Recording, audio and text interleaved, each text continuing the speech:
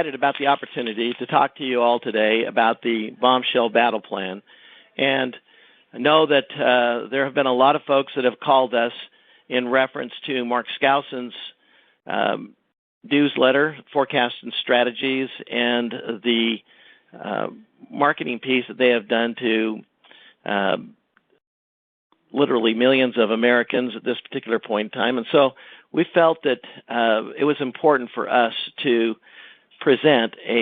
do a presentation. In fact, I gave this similar presentation in Orlando, but we did not record it. And so had a lot of folks that asked us to record it.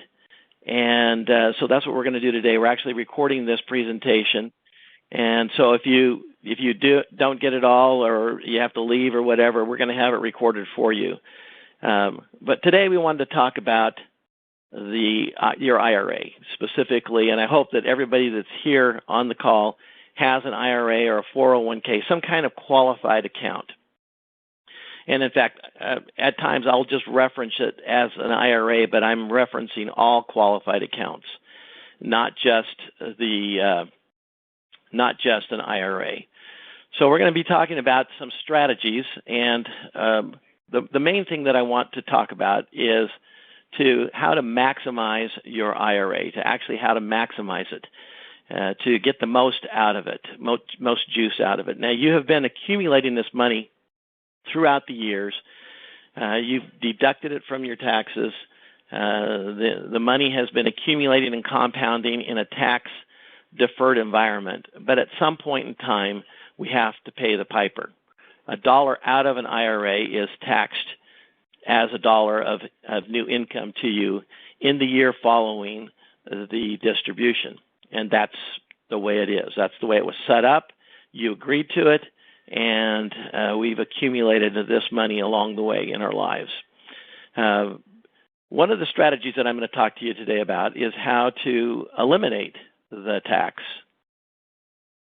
altogether, and not eliminate the actual tax itself, but eliminate the contribution out of your pocket. So, in other words, let somebody else pay the conversion tax for you. You're all familiar with converting IRAs to a Roth. Well, this is like a Roth, but we're going to let someone else pay the taxes. And in fact, we're going to have a large U.S. corporation pay the tax. We're also going to talk about creating a tax-free multi-generation financial legacy. And this is a legacy that you will leave behind, taking some of your IRA money and making sure that no matter how much you spend down, no matter how the markets perform, no matter how your investments perform, how your real estate investments perform, any of those assets, uncorrelated assets, that we're going to make sure that we leave a financial legacy to our children and grandchildren. And this can be a legacy that can last generations and can have stipulations on it. We're also going to talk about how to generate tax-free income from this converted IRA. Now, we know that if you have an IRA and you do a Roth IRA, the money that you take out of the Roth is tax-free. And that would still be true. That's still in law. It's still a law. There are those that say that might sometime and someday go away, but I'm not one of those that feel that will ever change, because we've already paid the taxes. It's kind of hard to tax it again once we've already paid the taxes. And then when you take the money out of the IRA, out of the Roth IRA, you're going to have it that is tax-free. Well, we're going to talk about how to generate tax-free income for life. So those are our objectives. Well, let's talk about the IRA in general. We know that there's about $20 trillion in qualified accounts in the United States today. And the IRS has been patiently waiting and waiting and waiting for their due, to get this money that they've been patiently waiting for. And they know that someday it's going to get taxed. It's estimated that by 2030, we'll have 70 million Americans over age 65, and most of them will have IRAs, and most of them will be in income mode at that particular point in time.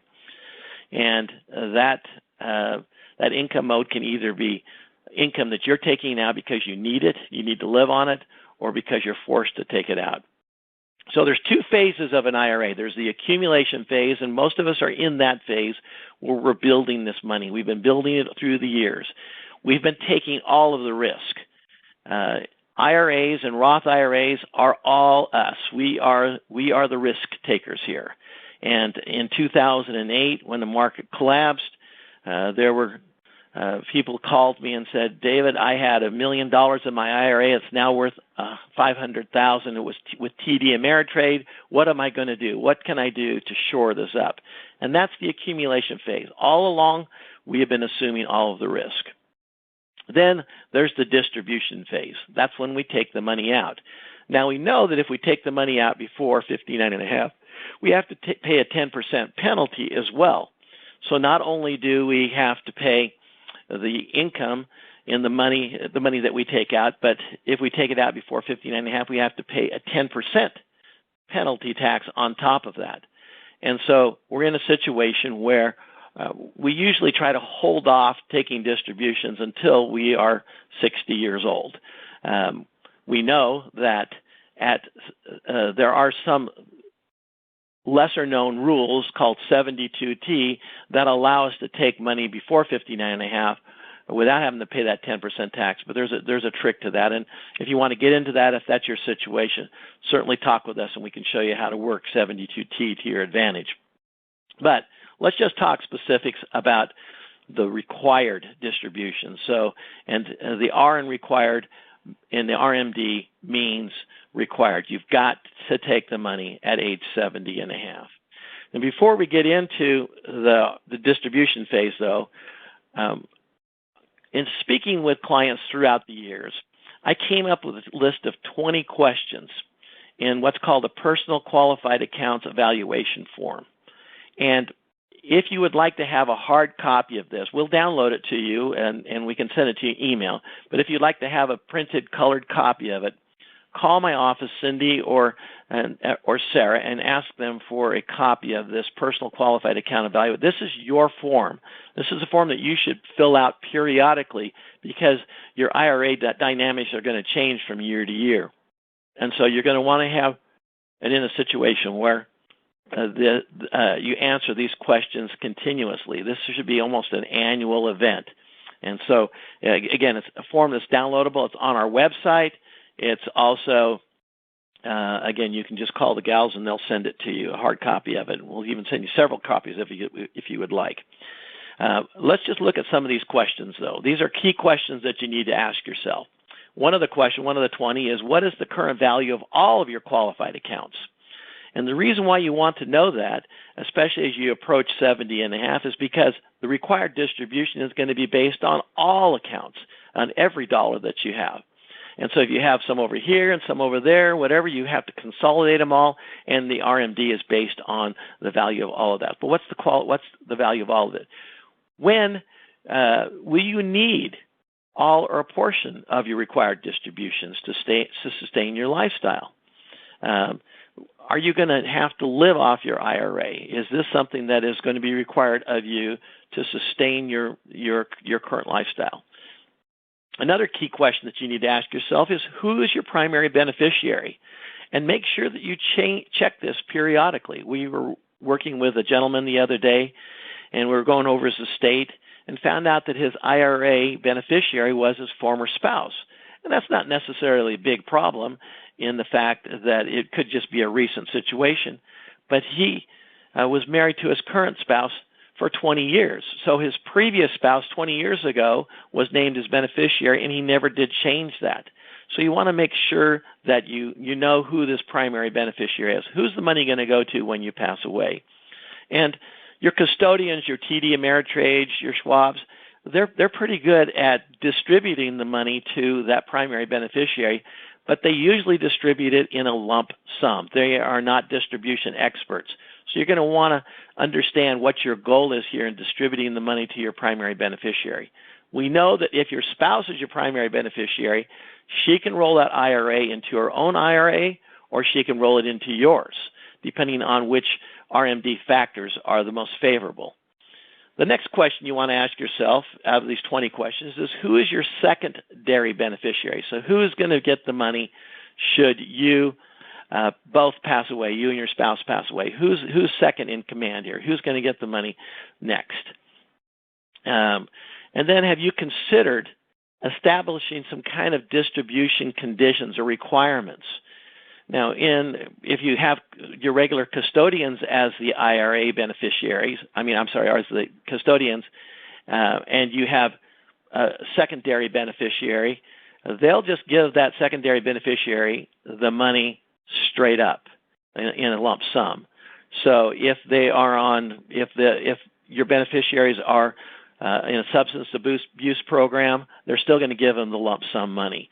So you have no control over that. So is that something that you want to have as control of the distribution? Or do you want to just give it to them and let them figure it out on their own? If you want control, you have to have control mechanisms. And some of those mechanisms we'll talk about a little bit later. Another question, do you have beneficiaries you would like to help financially? If so, is it spelled out in your beneficiary form? Another question, have you considered the economics of converting your IRA to a Roth? This is a big question, and most people talk a lot about doing the Roth, but then they don't actually like the tax consequences of doing so, because when you convert to a Roth, you have to pay ordinary income taxes the year following the Roth conversion. The next question would be, have you considered giving all or a portion of your IRA to a charity? Right now we know that we can give $100,000 to a charity per year from our IRA, and that counts towards our required distributions for the year if we're 70 and a half. So have you considered a charity in the mix? Another key question would be, are you satisfied? And this kind of is the big one, with the direction of your IRA investments. Are you happy where they're going? Do you enjoy the risk that you're taking? Would you like to have some kind of safe harbor with your IRA? Are you satisfied with the way things are going? And these are questions that you need to ask yourself. So let's now talk about the RMDs. First of all, we have an RMD at age 70 and a half. We know that. Our non-spousal beneficiaries also have RMDs. And currently, the RMD that they have is based on a factor that the IRS, a table that the IRS has established. And our non-spousal beneficiaries have to take RMDs the year after our passing. We also know that those beneficiaries, those beneficiaries of qualified accounts will have to take that, but also they'll have to take RMDs from a Roth account as well. Now, the difference, of course, with the Roth is there's no tax. But my biggest concern about the current structure that we have with RMDs, with non-spousal beneficiaries, is that it has only been a law since 2006. Prior to that, we had what was called the 5-year distribution rule. And we have seen the past president, for the 8 years that he was in office, try to get back to that pre-2006 rule. Right now, the rule is to stretch the IRA we have the ability to stretch the IRA based on the age of the non-spousal beneficiary.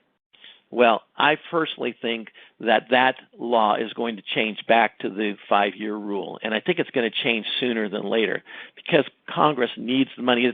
For example, if I have a 5-year-old non-spousal beneficiary, he could stretch that distribution of my $1 million IRA that they inherit over their lifetime. That would be 80-plus years of distribution, of stretch. I don't think the IRS is going to allow that to continue on. Well, anyway, let's now then talk about what happens to this money. When the money is left to non-spousal beneficiaries, we found that 80% of all our IRA money is passed to beneficiaries instead of using it as income. And this is a current statistic. Now, I think as we see the baby boomers enter the retirement ages, I think that statistic's going to change somewhat. But right now, that's the stat. Another alarming statistic is that most IRA funds inherited by non-spousal beneficiaries. So this is the funds now, not the actual IRA, but the funds, the money that's there, is gone within 120 days. Why is that? Because we don't put stipulations on there on how the money is to be distributed. They receive it in a lump sum, and it's usually gone. And that is a problem. This is a problem especially if you want to leave some kind of a financial legacy for your family, for not only your generation and your spouse, but the next generation and the generations thereafter. So you want to be thinking about some control devices. Ed Slott, who is the nation's leading IRA expert, says this about the IRA beneficiary form. He says it's the most important document in your estate plan because it guarantees that the individuals you name as beneficiaries of what may be the single largest asset you own, which is your retirement savings, will indeed get that asset when you are gone. And so make sure that that beneficiary form is correct and that you have this set up in the distribution mode that you would like. Well, let's talk now about the distribution phase, when you now get to age 78 and a half and you have to take the money out. Now, you can take distributions, as I said earlier than that. Prior to 59 and a half, you have the 10% penalty unless you elect 72T. After 59 and a half, you can take distributions, but you have to pay ordinary income tax on any of those distributions. The same holds true at age 70 and a half when we have our required distribution. But there's a problem with RMDs because what it does is it puts us into a situation where our IRA account now becomes a distribution machine. And instead of making contributions to make up for any losses that we might have in our investment accounts, we can no longer do that. So as long as our investments are performing good, we're fine. But if the investments take a direction south, head south, we're in a situation where we then start losing money and the distributions are based on a smaller factor or a smaller principal. You don't have the advantage of the dollar cost average once distributions begin. So not only can you not make more contributions into the IRA, you don't have the advantage of dollar cost averaging. And the RMD is always based on the prior year account balance. So you actually could have an account balance on December 31st that is higher than the amount that you have available to distribute the following year. So you want to make sure that there are no market losses once the distribution phase begins. You want to make sure that you park that money into a safe harbor and you take it out of risk. Because market losses will equal income losses along the way, and those income losses can last forever. So it's really a timing issue as well. You want to make certain that you distribute the required distribution, all of it. And that's why because if you don't, you have a 50% penalty if you do not distribute enough. So to do that, you want to take those assets that you have and make sure you eliminate any hard-to-value assets, because every year on December 31st, you have to do an evaluation, and there has to be a price check as to what those assets are valued. You want to then change those assets, again, back to safe money investments. Get them out of harm's way and make it easy on yourself. Well, if any of you are approaching 70 and a half, or you are there right now, you know what the factors are. This is a published table that the IRS gave us. In fact, they actually improved this table a few years ago. But right now, if I have $1 million in my IRA, and the factor is 27.4, so you divide the $1 million by 27.4, my IRA distribution is $36,496 for the year. That's how much I have to take out, which is 3.65%. At 75, if the account is still at $1 million, so I've actually earned at least what my RMD factor is, or the 3.65, and then going up every year, and I still have $1 million, my factor is 22.9, which is $43,000. And at age 80, it's 18.7. So you can see that's about a $20,000 difference between age 70 and 80 that you have to take out in required distributions.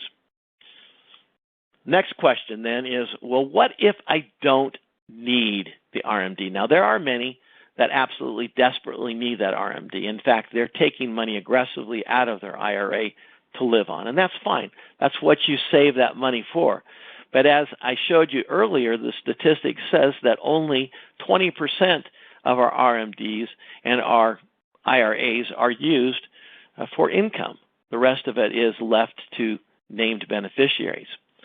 So, if you're in a situation where you don't need the RMD, what to do with it? What can you do with it? Well, I recommend that you use this wisely. The first option is that you spend it. But once you spend that IRA, that money is gone. It's gone forever. You'll never have that money back again. So be careful and vigilant and use this money wisely. You could invest it, but just like your IRA or like your Roth, you're going to have risk. And as you invest that, the key thing that you want to remember is that when you invest it, a Roth and or your RMD is only worth what it is worth. So if you take that $36,000 that we talked about on our 70-and-a-half-year-old with $1 million IRA, and the only reason why I used $1 million is because it's a figure that's easy to multiply and divide. But it is only worth what it's worth when you take that out to invest it. So if I take the $36,000 and I put it in a mutual fund, it's only going to be worth what I have accumulated that year. You could also give it to charity, as we talked about. We talked about giving $100,000 to a charity. You could do that. But once you do that, you disinherit your family. So your family will never, ever have that money. You've given it away to a charity. You could actually give the cash, the RMD, outright to your children and say, you know, I really don't need this money right now to live on. Here, you guys, you take the $36,000 and you figure it out. You figure out what you want to do with it. Now, a lot of folks do that. And I have no problem with that, except a gifted dollar is only worth $1. And it can't be controlled. Once it's given to them, you have no control. And if it is spent, it has no future earning power.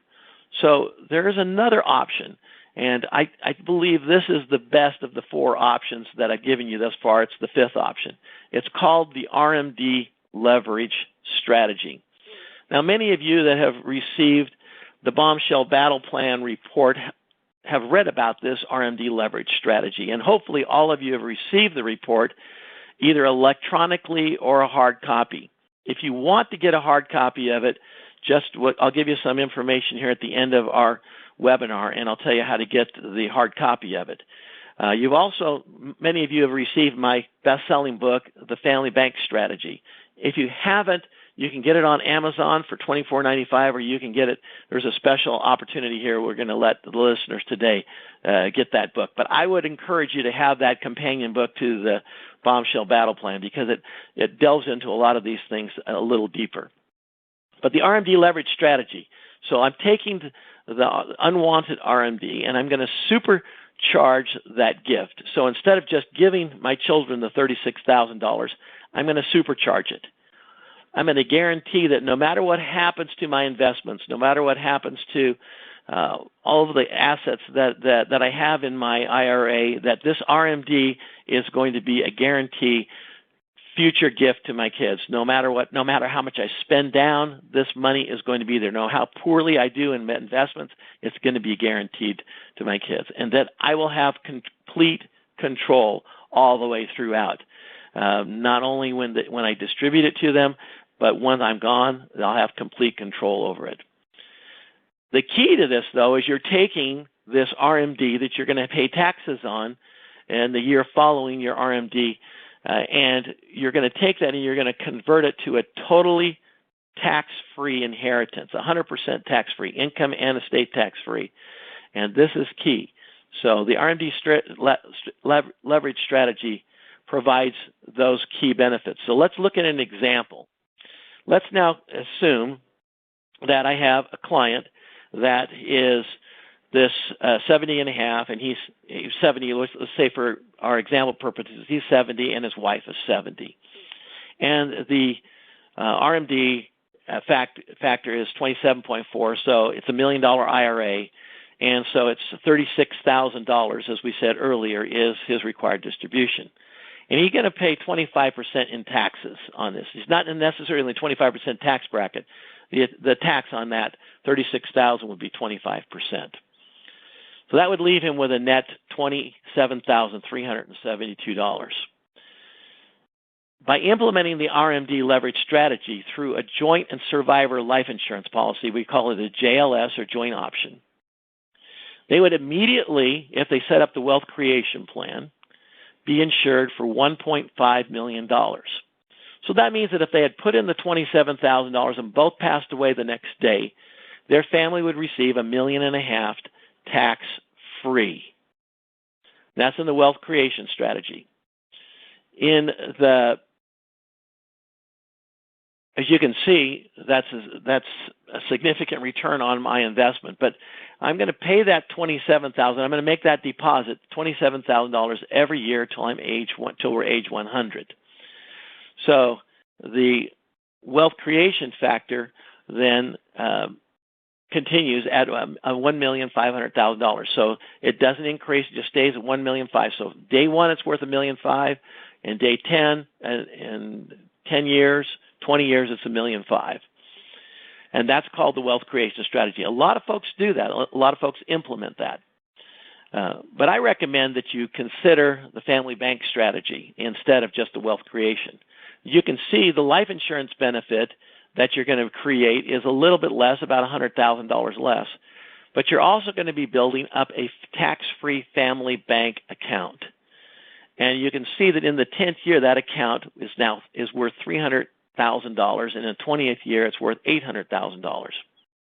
And that's key because that is money that you will be able to access throughout your life. Not only is that key that you'll have money, you'll be able to access that money tax-free throughout your life. You'll be able to use it for anything, for income, for emergencies, for investment opportunities. Let me just give you a real quick example. I have a plan very similar to this, and I had my accountant told me about a $50,000 investment that I needed to make to get into a pool, a limited partnership. I could have borrowed the money from my bank, but I had to pay interest on that. I could have borrowed it, taken it out of cash flow, but if I ever needed that money for anything, it would be gone. What if the investment turned sour? I went over and looked at the property, and it looked like a good deal, and so I actually decided I was going to do it.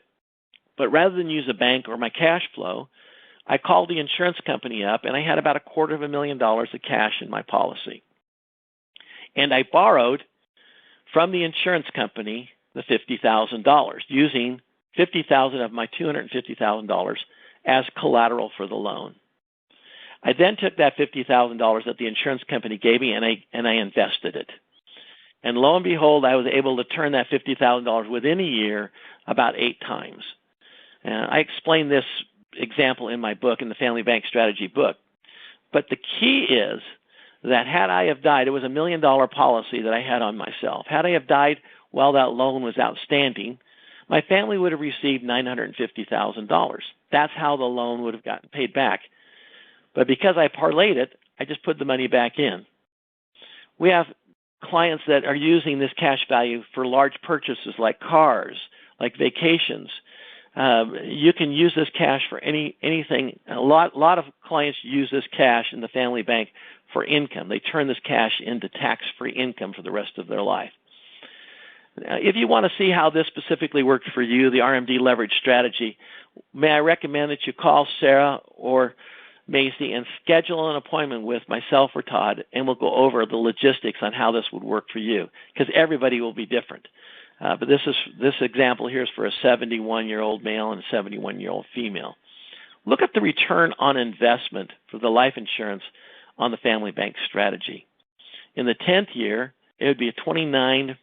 That means you would have to earn 29% in some outside investment before tax to equal what you're going to receive on the return on investment on putting in the $27,000 over that 10-year period of time. In 20 years, that you would have put in your return on investment would be 8.5%. That means you'd have to earn at least 8.5% somewhere else year after year. And remember, with the family bank, there is no risk. No risk not only to the life insurance, but there's no risk to that cash accumulation. So you're totally taking it out of harm's way, and there's no risk, and you're accumulating tax-free wealth, and that tax-free wealth, and that will be yours, and you'll be able to receive that distribution throughout the years. Okay, well, now let's talk about the next idea, which is called the IRA reboot strategy. And this is when I talked in the very, very first slide, we talked about where we wanted to go today, our goals, where we wanted to end up. And one of the things we want to do is show you how you can use somebody else's money to pay the tax liability. And that's what the IRA reboot strategy is. But now I'm going to change, and I'm going to use a 65-year-old male and female. So we're not actually using the IRA RMD. We're just using the IRA. And in this case, this client has a $500,000 IRA that he wants to transfer. Now, you don't have to obviously transfer all of it. This could just be a part of his total IRA monies. But in this case, we're going to transfer $500,000. But we're going to do it not at one time, because if we did it all at one time, we'd have to pay a tax on that $500,000 the following year. So we're going to do it over a 5-year period of time. And we're going to take that $100,000, and I'm assuming that we're not going to earn any interest in the IRA. And we have interest-bearing accounts that you would really, that will do very, very well in this scenario. We have structured cash flow, which is earning up around 7%. You can use deferred annuities. There are vehicles that you can use for this funding to get it out of harm's way. But right now, let's just say you keep the money exactly where it is in your brokerage account, and you take the money out at $100,000 a year over a 5-year period of time. And you're going to deposit that $100,000 into the family bank strategy. Now, those of you that read my book, The Family Bank Strategy, you'll know that there is a strategy within the strategy, that an option that you have where you can set up the plan where you do what's called a max funded. So you stuff the policy with as much cash as you possibly can based on the law. And the law is Section 7702 of the Internal Revenue Code, and it allows you to accumulate and compound tax-free wealth within the family bank strategy. And that money continues to compound tax-free. And so when you stuff the policy with as much as you possibly can, you're just going to increase the accumulation throughout the years. And so that's what we're going to do in this case. And it's a special kind of life insurance policy. Again, it's a joint policy in our example here, but it's a special kind of joint policy because it has a lot of cash value early on. Because what we're going to do is we're going to take money from the insurance company through the loan process that I explained earlier on that loan that I did for that investment, and you're going to borrow the money from the insurance company in year 2. You're going to borrow the $25,000 tax liability that you have for that cash that you took out, and you're going to use that you're going to do that years 2 through 6. Now, obviously, this strategy would work. This accumulation strategy would work even better if you didn't take the cash out of the policy to pay the taxes. It would work better, obviously, because you're taking money from the cash of the policy. It would accumulate more. You'd have more to compound, more to accumulate. But let's just work with what we're working with here, and we're taking the money out over years 2 through 6 to pay the taxes. Well, let's look at how the joint policy would work. Again, 65-year-old male, 65-year-old female, in pretty good health. Again, we're transferring the $500,000 over that 5-year period of time, and we're max funding the policy. That's called minimum coverage, maximum tax-free cash. That's what our goal is, and we're going to pay the taxes 2 through 6. So here's the net results. Again, what we want to do now is we want to compare this to a Roth, because that's what we're going to do. We're converting the 65-year-old couple has the option to do a Roth. But remember, a Roth is only worth what a Roth is worth. So if in the first year I converted my $100,000, because I'm doing it over the 5-year period of time, and I earned 6% actually earned 7, but I have to pay my 1% investment fee. So I ended up with 6%. My $100,000 would be worth $106,000 at the end of year 1. That's it. That's all it would be worth. My family bank strategy would be worth $1.8 million. Now, you're obviously not going to all pass away, and both husband and wife, 65-year-old, at the end of the first year. But you can see the dynamics of the first year. But let's look at the 10th year. In my Roth, leaving it alone to accumulate, not touching it, just leaving it alone, and it's tax-free accumulation, it would be worth $548,000, again, at the 6% compounding. Well, my value to my beneficiaries, because I've taken money out to pay the taxes from my policy, would be $1.6 million in the 10th year, significantly 3 times greater than what the Roth is worth. And in the 20th year now, assuming that I was able to earn 7% every year after year on my Roth with no risk, no losses, you'd have to be very clairvoyant to be able to do that every year, and you'd have to be like a prophet to get that 7% every year. But let's just say you did, even in the 20th year, when you were 85 years old as a couple, it would be worth about $1 million, and your life insurance benefit would be $1.5 million. So you can see the return on investment in the 20th year on the joint option would be 11.2. That's how much you would have to earn in an investment outside to equal what you get with the family bank strategy. And of course, 85, both of you passing away at 85 is a lot more likely than it would be when you were 65 back in the very first year. Now, what about the cash accumulation, though? Because the family bank is a plan that we have that accumulates cash. It's something that we have that is a cash account for us, and we're trying to accumulate wealth.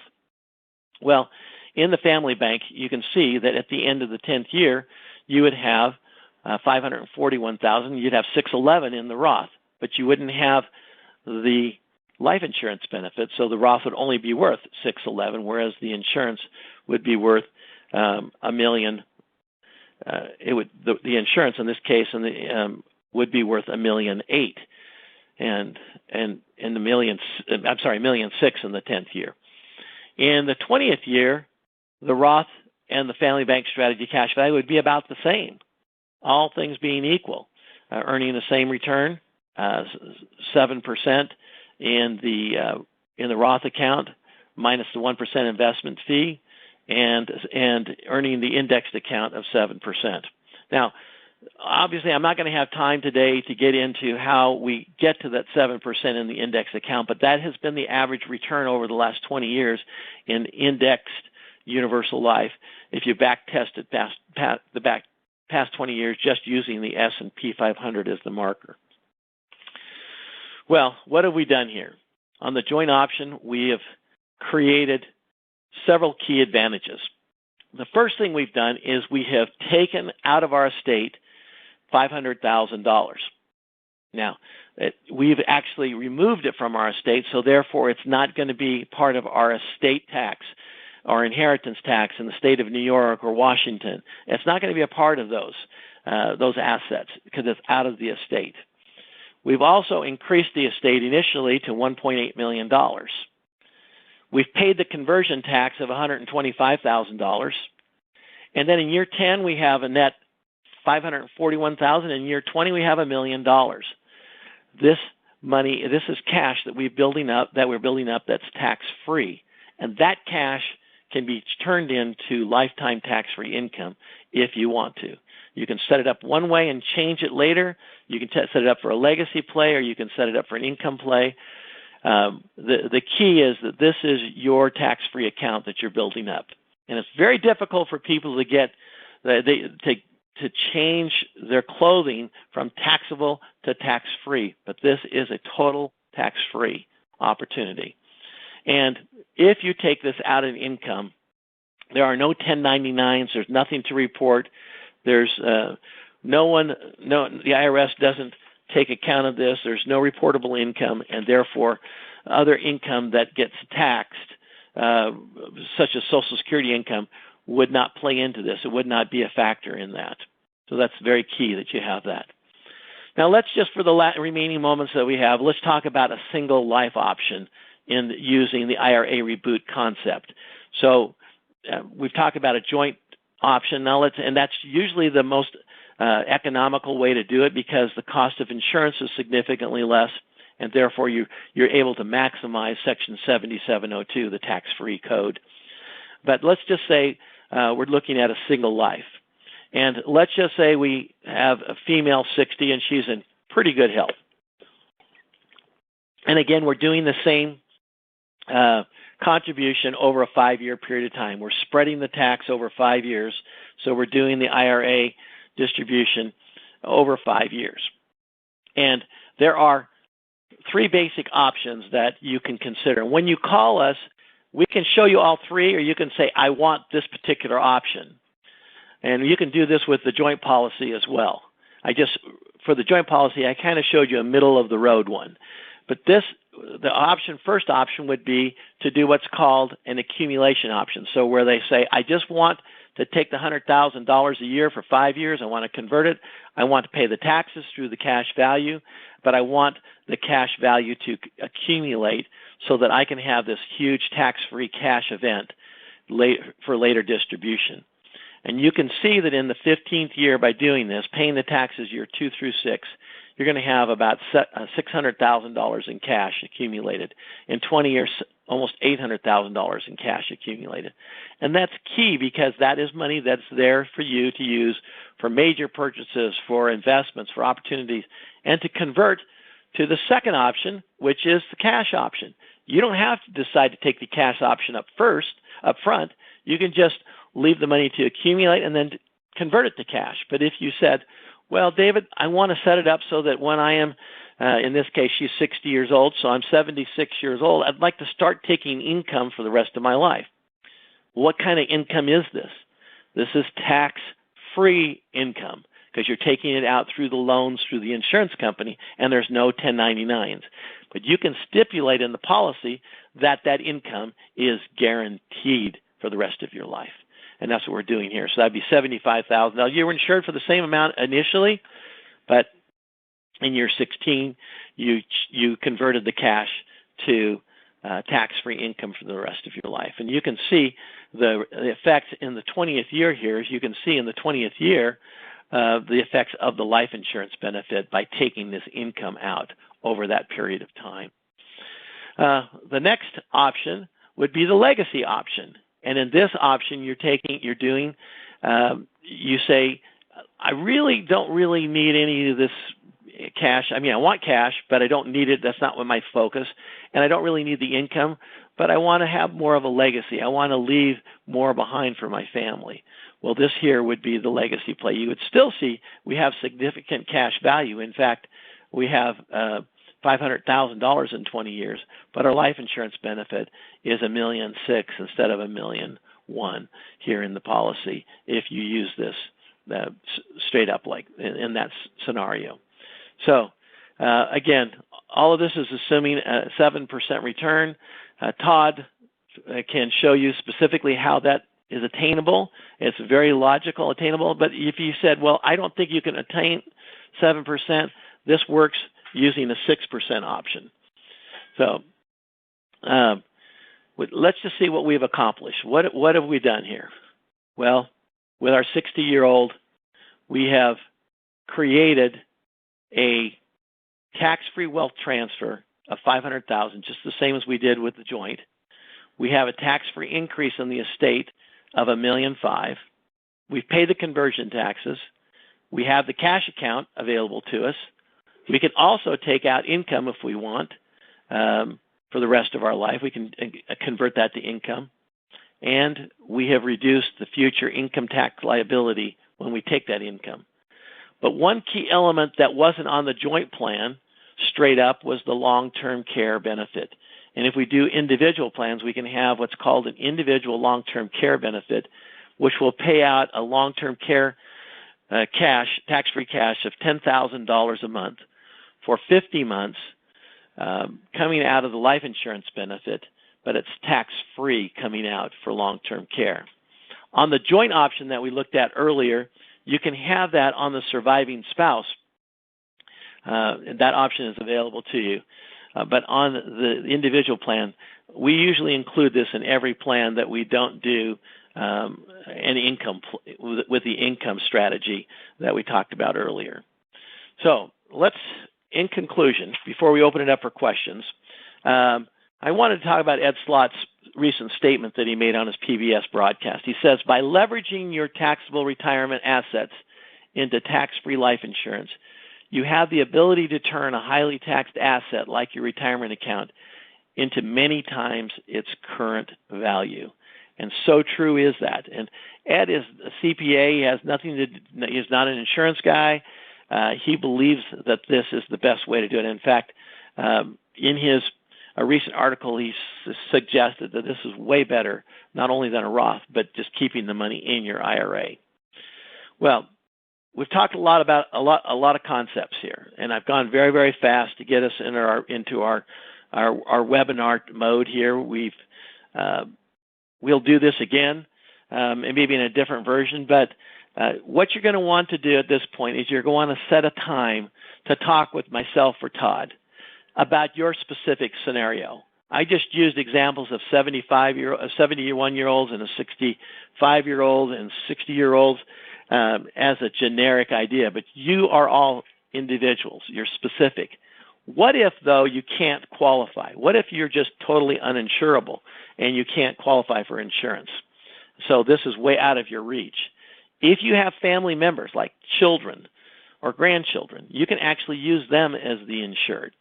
And you can maintain ownership of the policy, so you control all the cash value.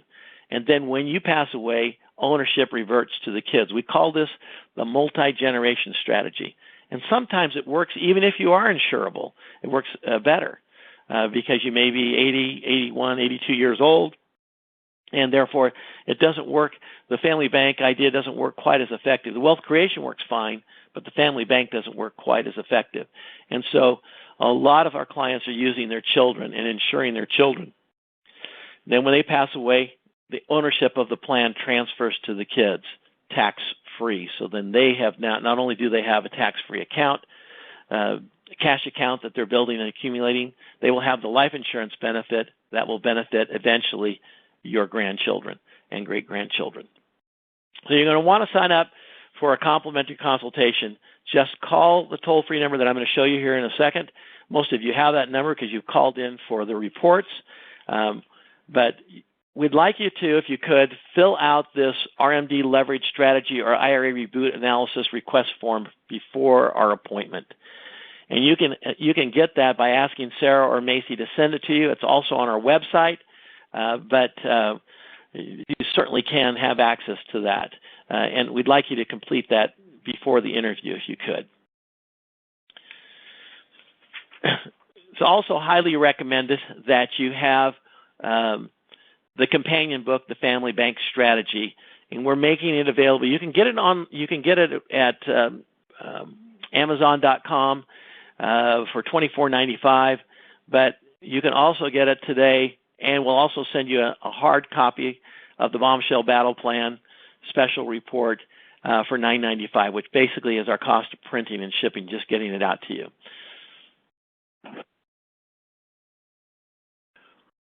Well, let's now open this up for questions. I'm going to keep Macy's beautiful face and Sarah's beautiful face here for a while we answer these questions, but there's our toll-free number. Also, their email addresses for you to request the evaluation form. And also, I think you should, if it were me, I would certainly want to have the 20 quick key questions and ask them to send that to you as well.